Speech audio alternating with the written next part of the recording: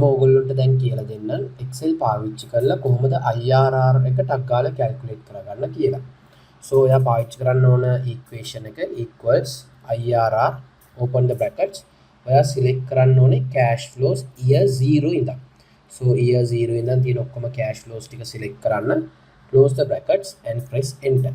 So මෙතන මට එනවා 12%. So මම number of decimal places වැඩි කරලා බලන්න.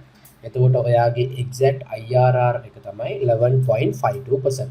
ඔයා මොකක්ද understand කරන්න ඕන කිව්වොත් සමහර වෙලාවට ඔයා IRR formula එකෙන් ගන්න IRR එකයි ඒ කියන්නේ අර rates වල difference එකයි NPVs වල difference එකයි අරගෙන ඒක NPV එකෙන් multiply කරලා ඒ ගන්න IRR එකයි මෙතනින් Excel වලින් ගන්න IRR එකේ පොඩි වෙනසක් තියෙන්න පුළුවන්. ඒකට මොකද්ද හේතුව කිව්වොත් අර ඔයගොල්ලෝ ක්ලාසස් වල ඉගෙනගෙන තියෙන ෆෝමියුලා එකෙන් ගන්න IRR එක ඒක ඔයාට estimated IRR එකක් තමයි දෙන්නේ. ඒ වුණාට ඔයා ස්ප්‍රෙඩ්ෂීට් පාවිච්චි කරොත් නැත්නම් Excel පාවිච්චි කරොත් ඔයාට 100% accurate IRR එක අරගන්න පුළුවන්. ඔයා තාම මගේ NPV calculation එක Excel එකේ කරන්නේ කොහොමද කියලා බලලා නැත්නම් ඔයාට උතර තියෙන වීඩියෝ බලන්න පුළුවන්. ඔයා මගේ මේ වීඩියෝ එකට කැමති නම් අනිවාර්යයෙන්ම like button එක click කරන්න.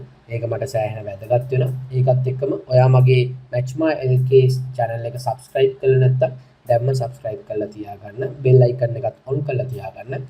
එතකොට මම මේ වගේ තව videos future දාද්දි ඔයාට මේ videos ඒ වෙලාවෙම බලා ගන්න පුළුවන් වෙයි.